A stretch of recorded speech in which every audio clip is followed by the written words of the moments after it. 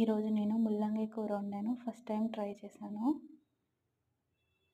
చాలా వచ్చింది కూర అయితే టేస్ట్. దీంట్లో తాలింపులో నేను కొంచెం శనగపప్పు యాడ్ చేసి చేసుకున్నాను. ముల్లంగికి పైన పొట్టు తీసేసి రౌండ్గా కట్ చేసుకొని తాలింపులో వేసేసుకున్నా. ఈ ముల్లంగిలో చాలా ప్రోటీన్స్, ఫైబర్ ఉంటాయి, న్యూట్రిషన్స్ అన్నీ ఉంటాయి. చాలా మంచిది.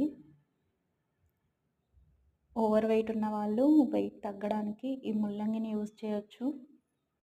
పచ్చిగా తినొచ్చు, కూరలో కూడా ఇలా వండుకొని తినొచ్చు. ప్రోటీన్ మనకి కావాలి అనుకునే వాళ్ళకి ఇది మంచి దుంపలు ఇవి. 0.9 gram protein, 4.5 gram carbohydrates, nutritions కూడా అందుతాయి. చాలా బాగుంది. ఈరోజు నేను ఫస్ట్ టైం చేశాను ఈ కర్రీ. దీనికి 2 టమాటాస్ యాడ్ చేశాను.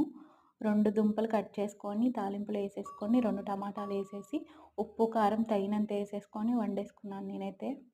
చాలా వచ్చింది టేస్ట్. మీరు కూడా నెక్స్ట్ టైం ట్రై చేయండి. ఎప్పుడు తినే కూరగాయలు, పప్పులు కాకుండా ఇలా వండుకోవడం కూడా చాలా మంచిది ఆరోగ్యానికి.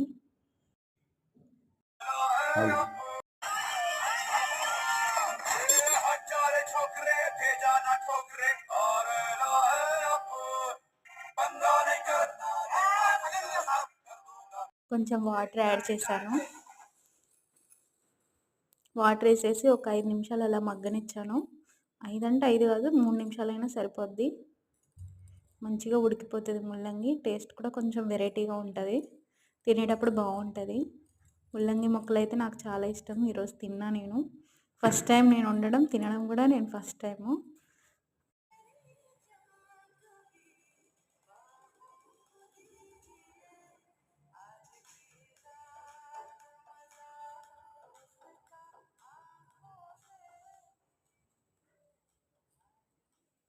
ముక్కని ఇలా ఇరగొట్టుకొని చూడాలి గంటతోని. ఇరిగినప్పుడు ముక్క ఉడికింది అని మనకు అర్థమైపోతుంది.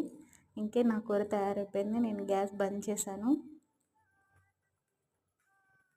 వేడి వేడి ముల్లంగి కూర రెడీ.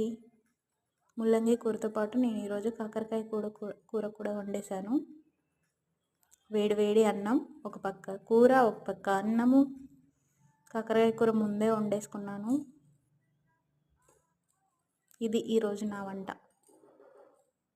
Today my specials. చాలా బాగుంది ఫ్రెండ్స్ టేస్ట్ అయితే. మీరు కూడా ట్రై చేయండి. బాయ్.